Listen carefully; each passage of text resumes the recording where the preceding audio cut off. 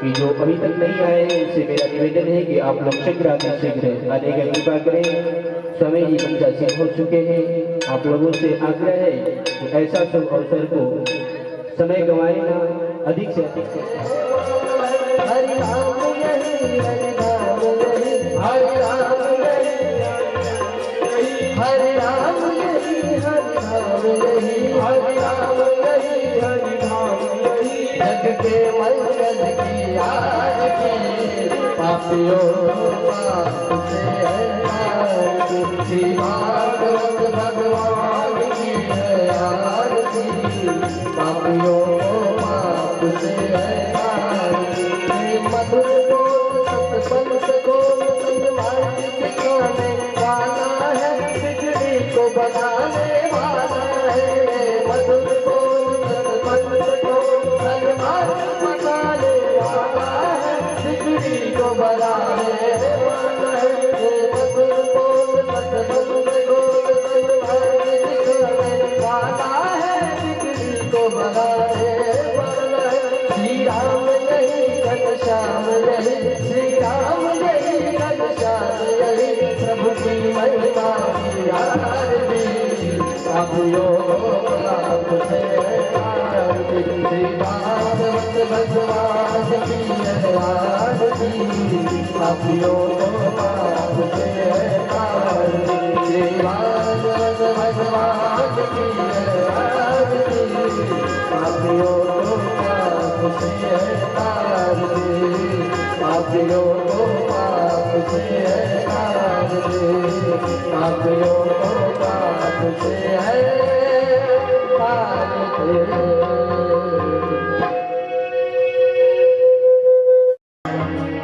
कृष्ण दामोदरं वासुदेवं कृष्ण दामोदरं वासुदेवं हरे कृष्ण दामोदरं वासुदेवं हरे कृष्ण दामोदरं वासुदेवं हरे कृष्ण दामोदरं वासुदेवं अच्युतं केशवं राम नारायणं कृष्ण दामोदरं वासुदेवं हरे अच्युतं केशवं कृष्ण दामोदरं नारायणं वासुदेवं हरे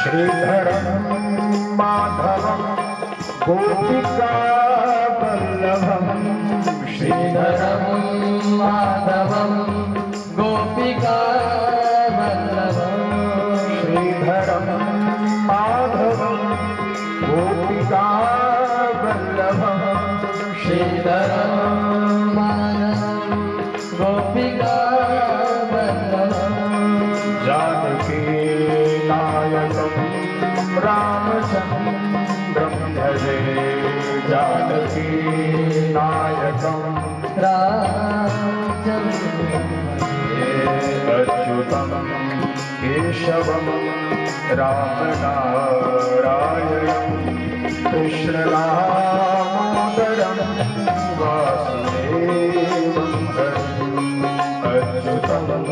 केशवं नारायणं जानकी वल्लभं वासुदेवं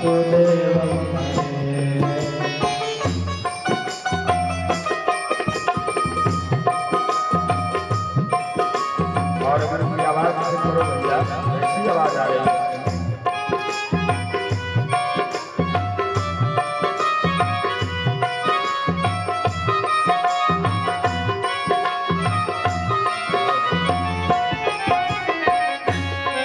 अच्युतं केशवं सत्यभामाधवं अच्युतं केशवं सत्यभामाधवम्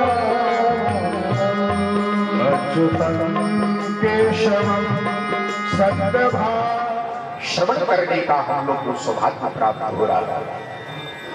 तो ऐसे भाव कहा कि तम शरणं गतः, भगवान का शरण आश्रय।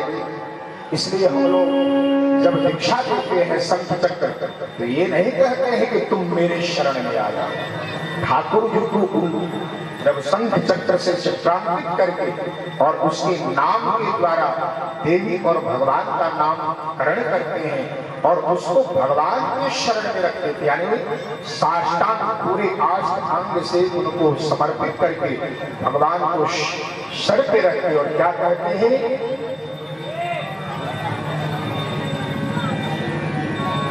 कि नारायण दया सिंधु वात्सल्य गुण सागर एन रक्षस्व गोविंद बहुजन्मापराधिनम्। हे प्रभु, हे नारायण, यह जो जीवात्मा है जो आपके शरण में अभी आया है, यह जन्म जन्मांतर का पापी है। आप इसको अपने शरण में ले लीजिए। आप पतित पावन हैं, दया के सागर हैं, आप इस पर कृपा कीजिए और माता पिता का जो वात्सल्य प्राप्त होता है, इस जीवात्मा को आप वही प्यार प्रेम देते हुए, वात्सल्य देते हुए इसकी रक्षा कीजिए। रक्षस्व गोविंद बहुजन्मापराध। ऐसे करके श्री संप्रदाय, श्री रामानुज संप्रदाय में हम लोग दीक्षित करते हैं, जीवात्मा को भगवान के शरण में डाल देते हैं। कहा कि इस संसार में उन्हीं जीवात्मा को इसका शरण लेना चाहिए, भगवान का शरण लेना चाहिए। आजकल जो गुरु और जो एक से संत और महात्मा का वो क्या बोलते हैं, चोला पहनकर भगवान बन रहे हैं। कहा कि वो भगवान नहीं हो सकते। भगवान किसको कहते हैं जान लो आप। उनके अंदर 6 चीज होना चाहिए। हर जीवात्मा के अंदर वह क्षय है, लेकिन जिसका क्षय नहीं होता कभी, वही भगवान कहला सकता है। भगवान की क्या परिभाषा है? बल। सबसे पहला बल, वह बल जो कभी क्षय न हो। वीर, हर जीव के अंदर वीर्य है जो वह बच्चा पैदा कर सकता है, लेकिन कभी भगवान का बीज स्खलन नहीं होता, बल क्षण नहीं हो सकता। बलवीर और तेज। तेज क्या है? ब्रह्मांड निकाया निर्मित माया रोम रोम प्रतिवेद कहे। जिसके शरीर में ऐसे सूर्य, जिस सूर्य के ताप से हमारा शरीर क्या होता है? पसीना होता है। पसीने के लिए पंखा लग गया, एसी लग गया, लेकिन बाहर क्या रोड पर हर जगह तुम्हारे साथ एसी घूमता रहेगा? इस सूर्य का प्रभाव तो तुम्हें भोगना ही पड़ेगा। तो ऐसे सूर्य जिसको हम बर्दाश्त नहीं कर सकते, यदि तेज हो जाए, वर्षा की जरूरत है, एसी की जरूरत है, ऐसे सूर्य, करोड़ों अरबों सूर्य जिसके शरीर में विद्यमान है, वही भगवान हो सकता है। और तेज शक्ति, जिसका कभी शक्ति क्षय नहीं हो। बल, वीर्य, तेज, शक्ति और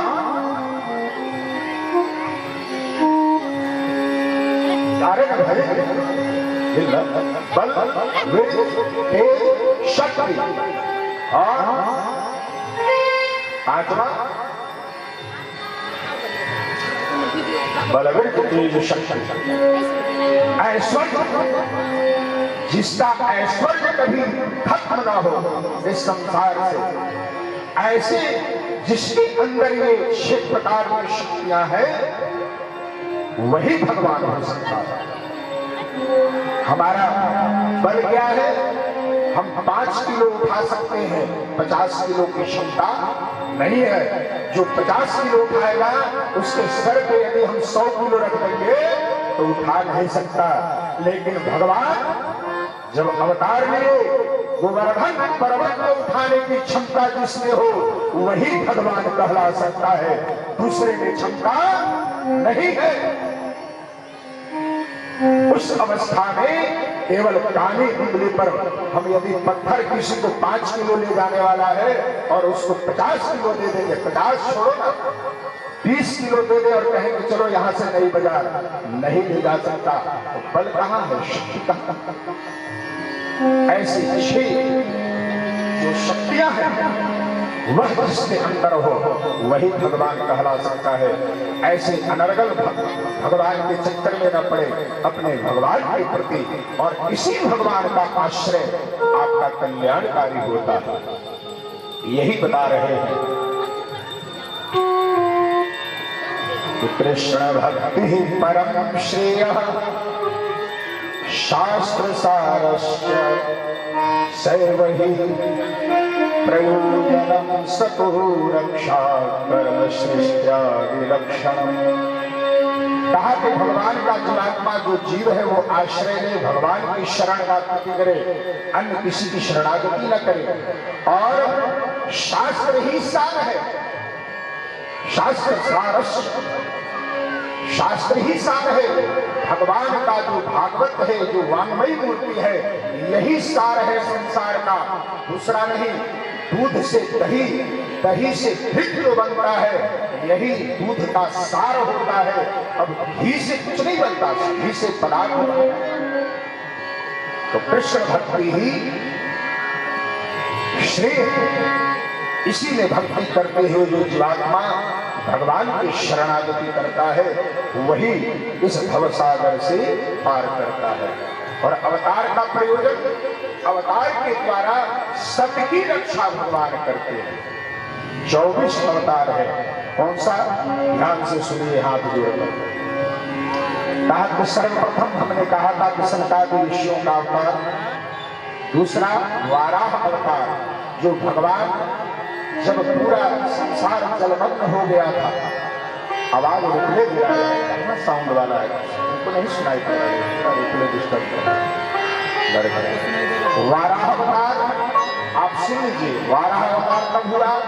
जब पूरा संसार जलमग्न हुआ और भगवान को एको हम बहुश्यामः, एक से अनेक होने की जब इच्छा हुई, क्योंकि भक्ति ही सार तत्व कहा, तो कहा कि भगवान की भक्ति कौन करेगा? जब भक्त होंगे तभी तो भगवान की भक्ति होगी, बिना भक्त की भक्ति नहीं होगी। तो भक्ति के लिए, कृष्ण भक्ति के लिए, भगवान की भक्ति के लिए ये आयोजन तो क्या चाहिए? उसके लिए पृथ्वी चाहिए। भगवान जैसे ही सुने, उनके नाक से निकला काला टाइप का और बहुत विकराल हुआ, और वही जाकर अंदर जो हिरण्याक्ष हिरण्यकशिपु के रूप में थे, तो हिरण्याक्ष समुद्र के अंदर इस पृथ्वी को लेकर चला गया था। वहां पर जाकर भगवान उसके साथ युद्ध किए और फिर अपने सूंड पर इस पृथ्वी को लाकर इस धरातल पर स्थापित किया। उस समय वराह अवतार हुआ भगवान का, उसमें भी भगवान का हम दर्शन करते हैं। हमारा सनातन धर्म इतना सरल है, जिस वाराह को हम लोग स्पर्श करने मात्र से अशुद्ध मानते हैं, भगवान उसका रूप धारण करके इस पृथ्वी को लाए। क्या सनातन धर्म में भाव। और तीसरा नारदावतार, आप जानते हैं नारद की कथा है। नारद जो दासी पुत्र थे, लेकिन संतों के समागम से सत्संग किया और फिर दूसरे जन्म में ब्रह्मा के पुत्र के रूप में आए। और वह नारद जिसकी बात कभी रद होती ही नहीं, और संसार में उसको चुगलखोरी के भी नाम से जाना जाता है।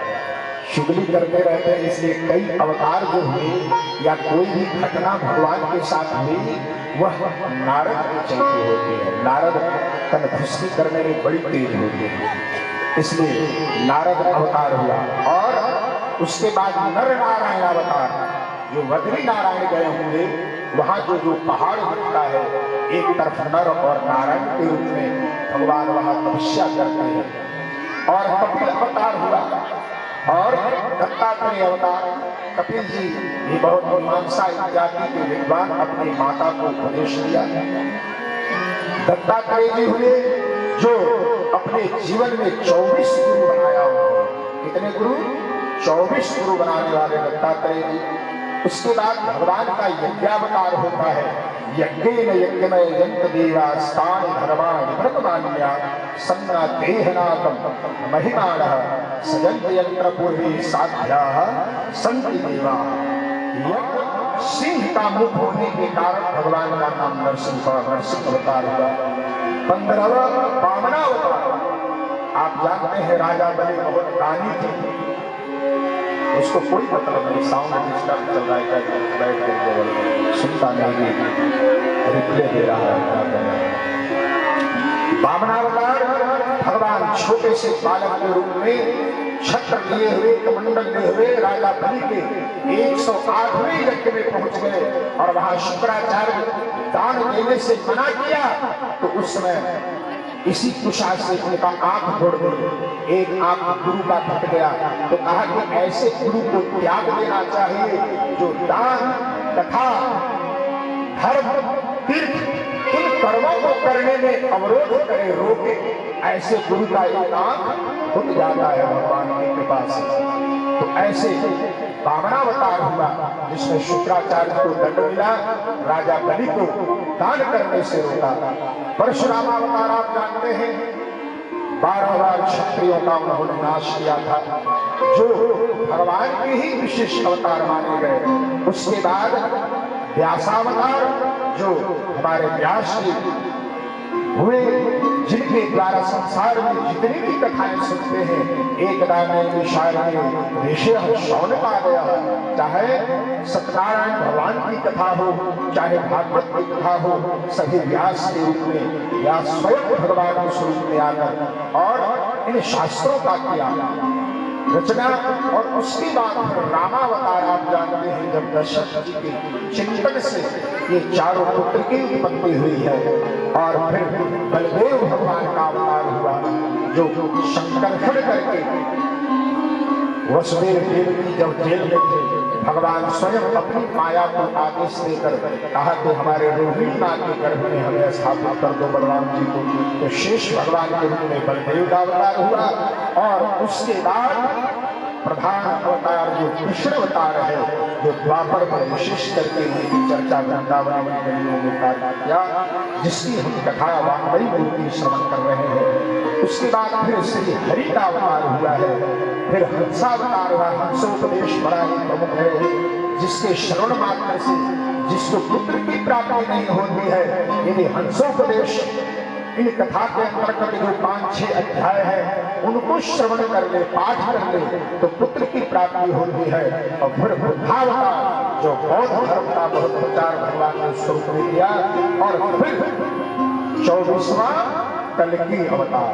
बोलिए भक्तवत्सल भगवान की। ऐसे 24 अवतार की महत्ता बताई गई शास्त्रों में। यही प्रयोजन है, भगवान के अवतार का प्रयोजन है कि सत्य की स्थापना करना। कल मैंने बताया था, सत्यम परम धीमहि।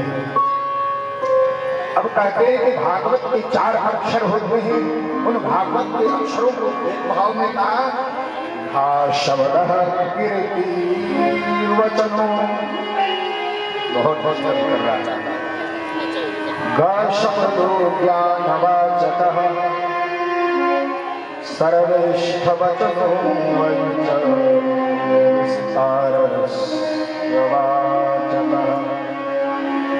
भागवत का एक अर्थ होता है भक्तों की कथा। इस कथा में हमने कल बताया था। आगे चलकर बहुत सी कथाएं हैं, सुखदेव भगवान के जन्म की कथा आती है। कहते हैं कि तस्यैवमखिलमात्मानं मन्यमानस्य रिष्ठतः कृष्णस्य नारदभ्याव्या श्रवं प्रागोदाहृतम्। कहते हैं कि सुखदेव जी का जो जिस शास्त्र को हम श्रवण करने जा रहे हैं, एक बार भगवान की कथा की रचना करते हुए नारद जी के द्वारा व्यास जी को उपदेश दिया कि आप जितने भी शास्त्रों की रचना आपने किया है, कभी आपने भगवान के प्रति भक्ति हो, भगवान के प्रति श्रद्धा हो, विश्वास हो, ऐसी आपने रचना नहीं किया। इसलिए व्यास जी का मन भिन्न रहता है। उसी समय की चर्चा आती है कि एक समय शंकर भगवान ध्यानस्थ बैठे थे। इसके पहले की चुगली नारद जी के द्वारा किया गया। एक बार पार्वती जी के पास नारद जी पहुंचे और पहुंचकर कहा कि माता जी, कहा क्या बेटा क्या बात है? तो कहा कि एक बात जानती हो, शंकर भगवान जो अपने गले में मुंडमाल पहनते हैं वह क्या चीज है, कुछ पता है तुम्हें? माता ने कहा कि नहीं, मुझे तो पता नहीं है। तुम जानते हो क्या? तो कहा कि हाँ जानता हूँ। मुझे क्या नहीं पता है, मैं त्रिलोक में घूमता हूँ, हमेशा भ्रमण करता रहता हूँ और हर जगह देखता रहता हूँ। कहा क्या है? तो कहा कि आपका जो मूड़ी है, यही ये मुंडमाल, आप ही के मुंडमाल को धारण किए हुए हैं। माता पार्वती ने कहा है, हमारी मूड़ी काट काट कर ये धारण किए हुए हैं, मतलब? कि हाँ, जानती नहीं, जब जब शंकर भगवान के साथ जब जब आपका प्राकट्य हुआ है और जब जब आप त्याग की हैं, तब तब का यह मुंडमाल शंकर जी अपने गले में धारण किए। पार्वती जी ने कहा कि मैं कितना बार मरी हूं? नारद जी ने कहा कि हाँ मैया, जरा जोर से मत बोलो, बगल में बैठे हैं, सुन लेंगे तो बस। हाँ, त्रिशूल है, चला देंगे। मैया ने कहा अच्छा अच्छा अच्छा, धीरे से बता दो क्या बात है। कहा कि मैया, ये अमर कथा जानते हैं और अमर कथा में भी ऐसी ऐसी कथा नहीं, उस कथा को शंकर भगवान जानते हैं जिस कथा को श्रवण मात्र कर लेने से इस पृथ्वी पर आना जाना वो सब खत्म, वह व्यक्ति अमर हो जाता है, इस 84 लाख योनि में भटकता नहीं है। तो मैया ने कहा कि ये बताओ कैसे सुनेंगे हम लोग? तो ये बताओ, जो मुंडमाल जो पहने हैं, हम हमारे मरने के पहले मूड़ी काट रहे हैं, बाद में काट रहे हैं। अब तो मैया को डर हो गया कि हमको जीते जी कहीं रेप तो नहीं किए हैं शंकर भगवान। ना ना ना ना, आपका जब जब अवतार हुआ है, उस अवतार के बाद कोई न कोई ऐसी घटना घटी है जिसमें आपका शरीर या तो भस्म हो गया है या फिर भाई भस्म होता है तो ये जल्दी जलता नहीं ना, पता है ना स्मशान में जब आप जाते हो, इसको तो डंडे से लोग मार मार के फोड़ता है। डंडा खाए जो पड़ेगा मरला के बादो लइकन से, पता है ना? चीज बताऊं आपको, कुछ लोग तो अभी भी डंडा खाते हैं, जीते जी बूते से डंडा खाते हैं। इसलिए खाते हैं, बता दो कारण। अभी जो माता पिता जो डंडा खाते हैं पुत्र से, क्यों खाते हैं पता है? बता दो, छोड़ो बताएंगे तो आप लोग कहोगे बेटा बेटा में झगड़ा नहीं। सही बात बताता हूं, भागवत का सार तत्व यही है। हम अपने बच्चों को मॉडर्न बनाते जा रहे हैं, पाश्चात्य संस्कृति को विशेष रूप से उसके जीवन में लाते जा रहे हैं। इसलिए हम डंडा खा रहे हैं, घर से निकाले जा रहे हैं। कभी मैंने यह नहीं समझाया कि मातृदेवो भव, मां देवी के समान होती है, पितृदेवो भव, पिता देवता के समान होते हैं, आचार्य देवो भव, कभी नहीं बताए कि जो आचार्य जो गुरु होते हैं वह देवता के समान होते हैं। अतिथि देवो भव, जो दरवाजे पर बिना बताए आपके दरवाजे पे आ जाए वह अतिथि जिसकी तिथि निश्चित न हो। भिखारी भी हो सकता है, साधु भी हो सकता है, कोई संत भी हो सकते हैं। आपके दरवाजे पे आ गए तो आप कपार पकड़ आ गए, अब इनका के दूगो रोटी दो, चाहे कपड़ा दो, चाहे पानी देवे के पड़ी, चाहे मिठाई से पानी पियावे के पड़ी, चाय पियावे के पड़ी, कपार भर लेते हैं। कभी बच्चों को संस्कार हमने नहीं दिया, इन शास्त्रों के लाइन को कभी पढ़ाया नहीं और न कभी कहा कि त्वमेव माता च पिता त्वमेव। इन श्लोकों को कभी पढ़ाया नहीं, कभी गीता पुराण इत्यादि के विषय में बताया नहीं, बस धीरे से हाथ में मोबाइल धरा दिया। ले, ये तो इधर की घटना है, 10-15 साल की घटना है मोबाइल धराने वाला का। चाय बनाना है, भोजन बनाना है, माँ कहते ले, रो रहा है, ले लिया, अभी इसको खोलने भी नहीं आता और इसमें टप टप टप टप देख दे, क्योंकि आप जब वह पेट में रहता है तो आप भी वही काम करती हो। तो हमारे यहाँ कहा गया है कि जो गर्भणी स्त्री होती हैं उनको हमेशा भागवत की कथा श्रवण करनी चाहिए, हमेशा संत का समागम करना चाहिए, तीर्थ करना चाहिए, हमेशा पूजा पाठ में रहना चाहिए, हमेशा गीता का पाठ, विष्णु सहस्रनाम का पाठ करें। तो जैसे पेट में रहते हुए प्रहलाद जी भगवान की भक्ति, नवधा भक्ति को जान गए, श्रवणम कीर्तनम को जान गए और भगवान के प्रति भक्ति हुई, विश्वास हुआ और खंभे से नरसिंह भगवान को प्रकट करने की क्षमता इसी सनातन धर्म, इसी पृथ्वी पर है। यही के भक्त यदि चाह जाए तो इस खंभे में भी भगवान को प्रकट कर सकते हैं। ये शास्त्रीय सनातन धर्म की इतनी शक्ति है। लेकिन हम अपने बच्चे को टीवी दिखाने, टीवी बैठकर देखेंगे तो टीवी का जो वाइब्रेशन है, जो ऊर्जा है, वह पेट के द्वारा अंदर जाएगा और बच्चा वैसा ही पैदा होगा। इसलिए माताएं क्या करती हैं, कृष्ण भगवान का फोटो रखो, लड़के का फोटो रखो और उनको देखने से तुम्हारे अंदर वह जीवात्मा जो आएगा पुत्र के रूप में आएगा। आजकल लड़की के जो फोटो लगाओ, जो लड़कियों के लगावे के चाहे, बहुत लोग कहते ना लड़की जाएगी और ना लड़का। जब लक्ष्मी नहीं होगी तो नारायण का क्या है, क्या होगी। आज भी साल में कितने कुंवारे लड़के रहते हैं पता है ना।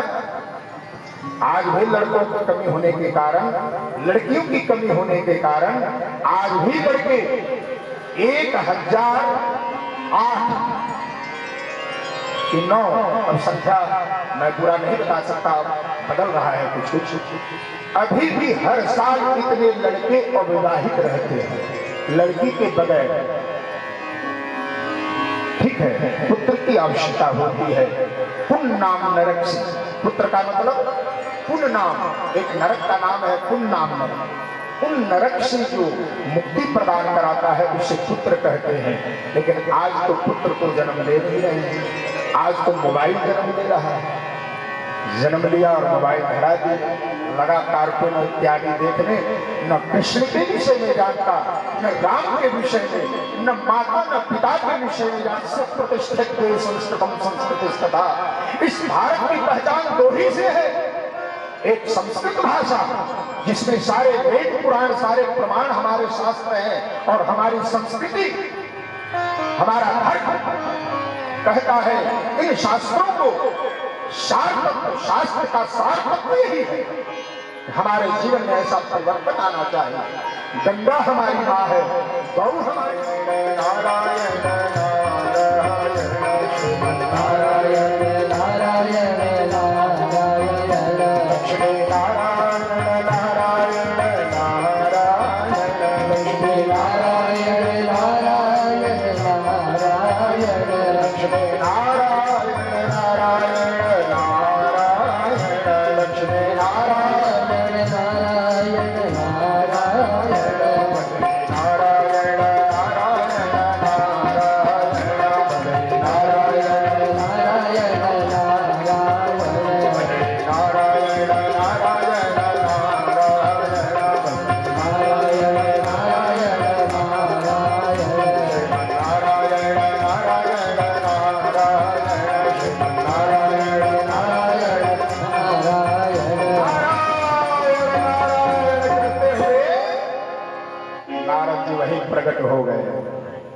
उनके पास ऐसी शक्ति थी, मन से सोचा स्वर्ग पहुंच गए, मन से सोचा मृत्युलोक पहुंच गए, मन से सोचा पाताल पहुंच गए। अब शंकर जी देख रहे चारों तरफ, नारद जी ने सोचा यही समय है पहुंचने का, क्योंकि माता सामने है, यदि माँ आगे रहेगी तो बेटा का कुछ बिगाड़ने वाला इस संसार में नहीं है, कुछ नहीं बिगाड़ सकता। माँ को आगे कर दिया नारद जी और अपने पीछे होकर नारायण नारायण करके वहीं प्रकट हो गए। शंकर जी ने कहा कि ओहो, तुमने चुगली कर दिया माता के साथ। प्रभु मैंने कुछ नहीं किया है। माँ पूछ रही थी कि शंकर जी जो गले में मुंडमाल पहनते हैं, इसके विषय में तुम कुछ जानते हो क्या? तो मुझे कहना पड़ा है? ये भी तुमने बता दिया? हाँ बता दिया। अब माता सामने है तो पिता की क्या हिम्मत की बेटे के ऊपर आंख ऐसे जरूर दे। अरे रहने न दीजिए, कहते हैं ना आप लोग, अरे रहने बच्चा है, गलती कर दिया तो बार बार आप डांटते रहते हो, बहुत बातें हैं। नारद जी हाथ जोड़े, वीणा की तान छेड़ते हुए शंकर जी के तीसरे नेत्र को जागृत करते। शंकर भगवान का तीसरा नेत्र है जो विशेष रूप में खुलता है। उन्होंने ध्यान लगाकर देखा तीसरे नेत्र से, तो उनको ये अनुभव हो गया कि भगवान अब धरोधाम को छोड़कर अपने धाम को जाने वाले हैं। इसलिए यह व्यास जी के द्वारा जो रचित भागवत महापुराण है, यदि यह संसार में नहीं जाएगा तो कलयुग में जो अनाचार, पापाचार, दुराचार, भ्रष्टाचार से ग्रसित है, ईर्ष्या, द्वेष, कपट, छल छल में भरे हुए हैं, उनका कल्याण कैसे होगा? शंकर जी को यह चिंता। तो कहा कि पार्वती, क्या तुम अमर कथा सुनना चाहती हो? मां हाथ जोड़कर खड़ी हो गई। जिस मुंडमाल को आप पहनकर इतना हमें प्रेम करते हैं, इतना आप हृदय से स्पर्श किए हुए हैं, हमेशा इतना भारी होने के बाद भी आप इतना हमें प्रेम करते हैं, यदि प्रभु मेरे ऊपर कृपा हो जाए तो यह मुंडमाल आपको पहनने की आवश्यकता नहीं पड़ेगी, क्योंकि हम भी अमर हो जाएंगे तो आपके बगल में मैं हमेशा रहूंगी, तो इस मुंडमाल की आवश्यकता नहीं पड़ेगी। शंकर भगवान अति प्रसन्न हो गए और कथा प्रारंभ कर दी। कथा प्रारंभ करते ही महाराज उन्होंने कहा कि पार्वती, ये अमर कथा है, ये साधारण कथा नहीं, तुम ऐसा करो कि बाहर जाकर देख लो, कोई दूसरा तो सुनने वाला नहीं है। माता गई, बाहर जाकर देखा तो देखा, कहा कि कुछ नहीं है माँ, कोई नहीं है, आप सुनाइए। शंकर जी ध्यानस्थ हो गए और भगवान का स्मरण। जन्माद्यस्य यतं वयाति तरतश् चार्थेष्वभिज्ञः स्वरात् तेने ब्रह्महृदाय आदिकवये मुह्यन्ति सूरया। और हल्का कम कर दो, तेजो वारिमृणां यथा विनिमयो यत्र त्रिसर्गो मृषा। तुम कहाँ थी? पार्वती ने कहा, मैं तो यही थी। कहा कि फिर हुंकार कौन भर रहा था, तुम सो गई थी क्या? हाँ, थोड़ा सा तो निद्रा आ गई, निद्रा देवी ग्रसित कर ली। अमर कथा सुनते सुनते सुनते सुनते भाव जागृत हो जाता है, हृदय में भगवान का वास, भक्ति का वास संचारित होने लगता है और भक्ति प्रभावित होती है तो इस शरीर का भान नहीं होता। जैसे परीक्षित को भान नहीं हुआ, तब आके डस गया और मुक्त हो गए। ऐसे ही जब अमर कथा होती है, भागवत की कथा होती है, तो हमें इस शरीर का भान नहीं होता, इसलिए हम निद्रा की ग्रस्त हो जाते। सावधान होकर सुनना चाहिए। बीच बीच में जयकारी भजन होना चाहिए। शंकर भगवान ने कहा कि ये तो अनर्थ हो गया, तुम सो गई, उद्धव संवाद तक तुमने सुना, तो आगे की कथा कौन सुन रहा था, कौन हुंकारी भर रहा था? बाहर दौड़ कर जाकर देखे तो एक सुग्गा का बच्चा हूं कर रहा है। शंकर जी क्रोधित हो गए, तीसरा नेत्र खोलना चाह रहे थे, मां आकर हाथ जोड़ ली, वह भी किसी का बालक है प्रभु। भगवान कहते नहीं, अमर कथा तो हमारी, इस अमर कथा की महत्ता खत्म हो जाएगी। यह तो शुद्ध का बच्चा है, यदि यह जाकर विस्तार कर दिया तो इसकी महत्ता खत्म हो जाएगी। कथा सारस ततो गता कण मात्रे काजी पाठक जी, कन्हैया पाठक जी, बानी नो जय हो, बानी ना। ऐसे प्रभु श्रोता के सामने कथा करने का आनंद भी आता है। उसके दूध के साथ साथ उसके प्राण को हरण करने लगे और धड़ाम से जाकर वृंदावन के वन में गिरी तो उसका हाथ मथुरा तक पहुंच गया। वृंदावन से मथुरा तक शरीर गिरा और उसके छाती पर भगवान लोट लोट कर हाथ पैर मार कर यशोदा मैया दौड़ दौड़ सीढ़ी लगाया, उस बालक को लिया, लाकर फिर जो है गौ के पूंछ से उसको झाड़ा लगा है, मंत्र बोलकर अच्युतानंद गोविंद भगवान के नाम से उसको झाड़ा। कहा जैसे परमात्मा जो दयालु है, ऐसा दयालु कौन हो सकता है? इस संसार में ऐसा कोई परमात्मा दयालु नहीं है। सुखदेव जी के कान में यह आवाज पहुंची। सुखदेव जी ने कहा कि इतना दयालु भगवान है हमारे, पूतना रूपी स्त्री भी जो हलाहल विष लेकर आई भगवान को पिलाने के लिए, और वह भगवान उसको माता का स्थान दिया, कंदरा से निकल आया। देखा छोटे छोटे लकड़ी तोड़ रहे और इसे श्लोक लोग बोल रहे। कहा कि अरे तुम लोग यह श्लोक कहाँ से सुने? कहा कि महाराज आप इसके पुत्र हो, व्यास जी के हम लोग शिष्य, और ऐसे ये क्या है 18,000 श्लोक उन्होंने लिखकर आपके लिए रखा है। आप चले तो सही। सुखदेव जी के अंदर उस परमात्मा की दयालुता पर उनका मन खिंचा गया और पिताजी के शरण में आकर शर पटक कर साष्टांग प्रणाम किया और कहा कि पिताजी आप उस परमात्मा की बात कर रहे हो जिसको मैंने जाना है और उसी की माया के लिए मैंने आपसे प्रार्थना किया था। वह परमात्मा की कथा हम सुनना चाहते हैं। व्यास जी ने कहा इससे बढ़कर क्या हो सकता है?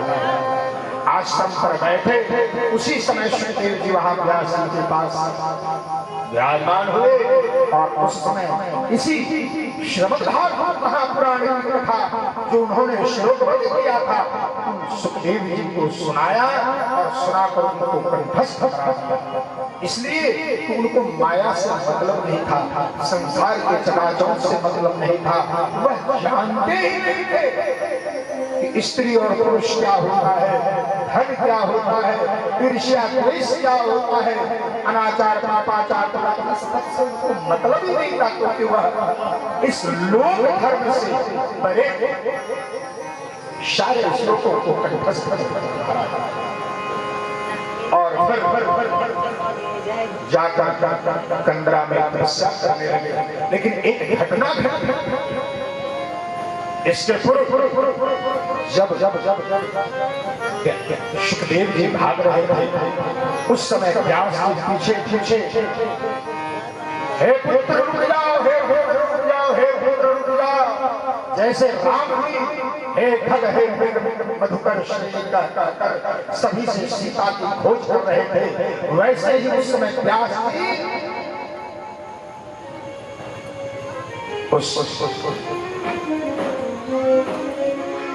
यं प्रव्रजन्तमनुपेतमपेतकृत्यं द्वैपायनो विरहकातरः पुत्र के वियोग में वह व्यास, वेद व्यास, जो 18,000 श्लोक की रचना करते हुए सारे शास्त्रों की रचना करने वाला, वह भी पुत्र वियोग में हे पुत्र गुरु स्त्री सबको आप जानते हो, लेकिन आपके बेटे को इन सब से कोई मतलब नहीं, कोई ज्ञान नहीं है, क्योंकि पहले ही उसने यह वचनबद्ध करा लिया था कि भगवान की माया हमें ग्रसित न करे, हमें उसका ज्ञान ही न हो।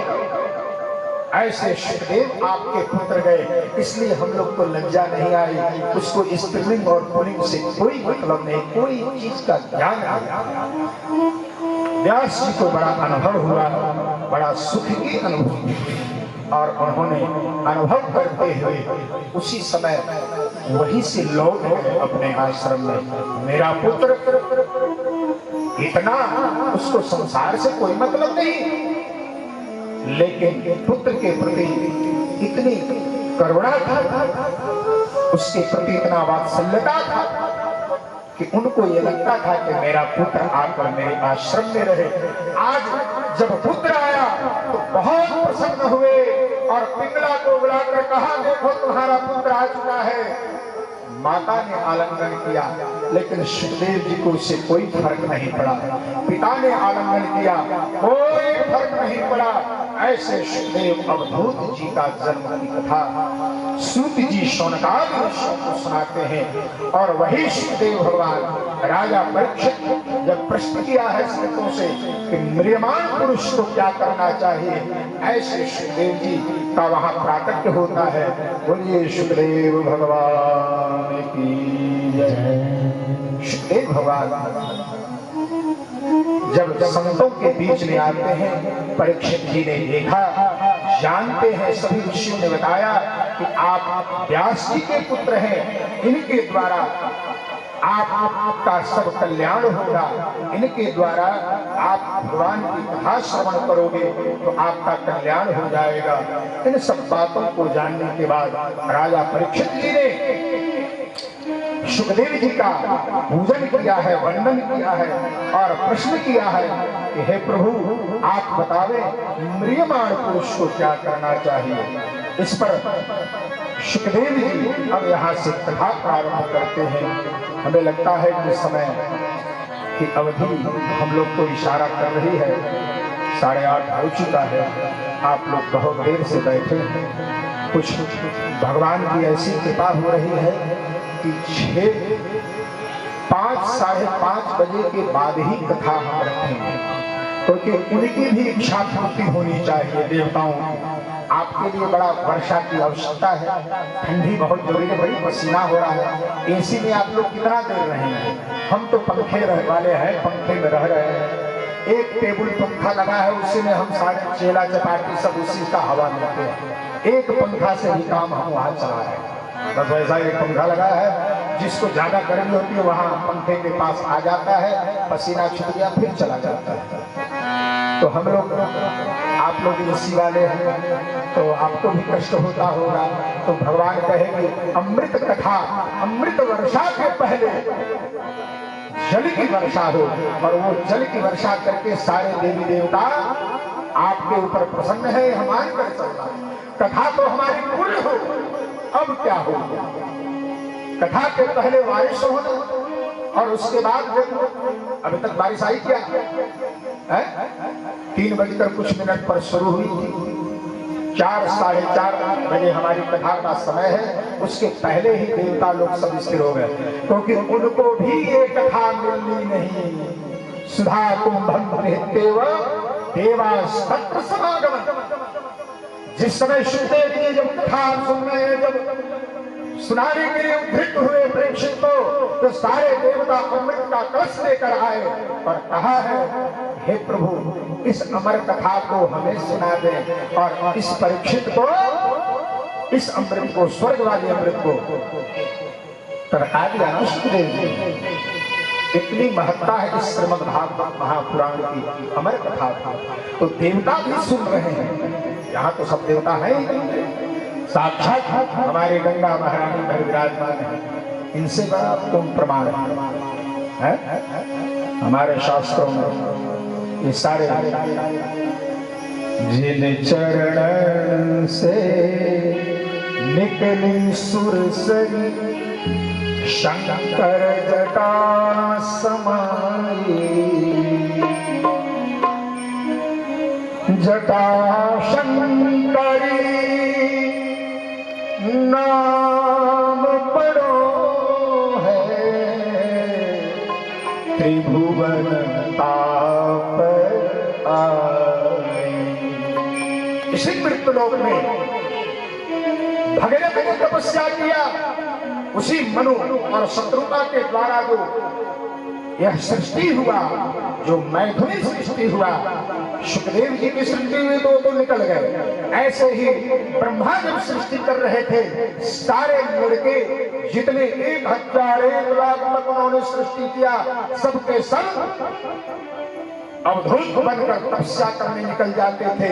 फिर भगवान ने नरनारायण के रूप में, मनु और शत्रुता के रूप में उसी अयोध्या नगरी में प्रकट हुए, और उसी मनु शत्रुता के हम वंशज हैं। हमारा आपका सबका पूरे संसार के मानव का पहला घर जन्म स्थान कौन है? अयोध्या, याद रखना। और उसी अयोध्या देश हमारे दशरथ राजा हुए भगीरथ के वंश में, और वहां राम लक्ष्मण भरत शत्रुघ्न आए, और पूरे संसार को मर्यादा किसे कहते हैं उसका पालन करने का पूरे चरित्र को उन्होंने निभाया। वही अयोध्या नगरी है जहां श्री राम का मंदिर बन रहा है। आपको गर्व होना चाहिए, हम सभी हिंदू हैं, हिंदुस्तान में रहते हैं, और हमारा धर्म सनातन है, और इसके जो भगवान है दूसरा कोई भगवान नहीं हो सकता। तो सब पाखंडी हैं, सब संसार को अनर्गल मार्ग पर ले जाने वाले हैं। इससे बड़ा क्या प्रमाण होगा? जिन चरण से निकली सुरसरी, भगवान के चरण से। राजा बलि के समय जब वामन भगवान का पैर गया है वहां, कमंडल से भगवान ब्रह्मा ने भगवान का चरण धोकर अपने कमंडल में रख लिया। और एक बात आती है, आकाश गंगा की तरफ होते हुए गया, वही गंगा वहां से प्रकट होकर आई कमंडल में। भगीरथ की कृपा से वहां से चली तो जरूर, लेकिन कहीं कि हमारा वेग कौन संभाल पाएगा? शंकर जी ने कहा कि चलो ऐसे कितनी गंगा हमारे जटा में आकर समा गई। फिर भगीरथ ने प्रणाम किया, एक बार शंकर जी नीचे की तरफ किए, वही गंगा आज इसी धरातल पर आकर सबका कल्याण कर रही है। ऐसी माँ गंगा की गोद में हम बैठकर यह श्रीमद् भागवत कथा श्रवण कर रहे हैं, और इसमें भी आपको समय न मिले, टीवी के चक्कर में, घर के चक्कर में पड़े रहोगे, तब तो भगवान ही आपको बचाएगा, दूसरा कोई नहीं बचा सकता। भजो मन राम चरण सुखदा, भज मन राम चरण सुखदाई, भजो मन राम चरण सुखदाई, भज मन राम चरण सुखदाई। उसका शरीर जलकर राख हो जाएगा, कुछ भी गिरने वाला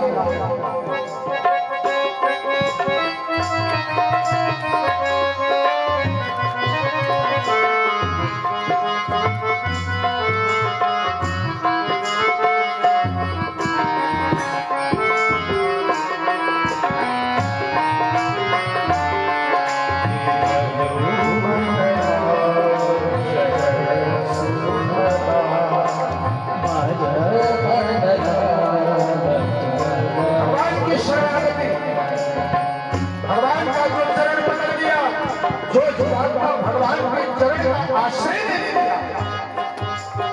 जिसे संसार का दुख कभी ग्रस्त नहीं कर सकता था। जिन चरण से निकट सुरसरी, जिन चरण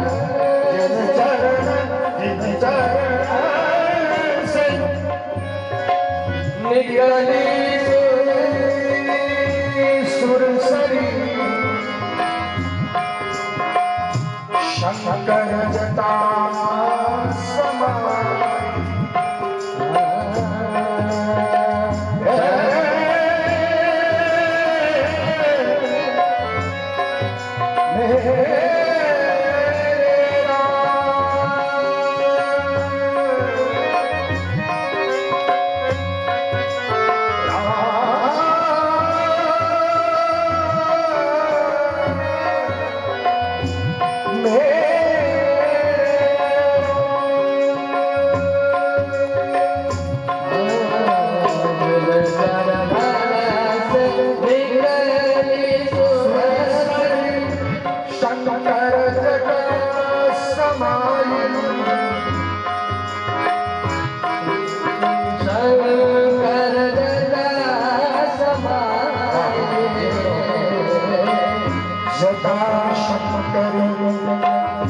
नाम पढ़ो है जटा,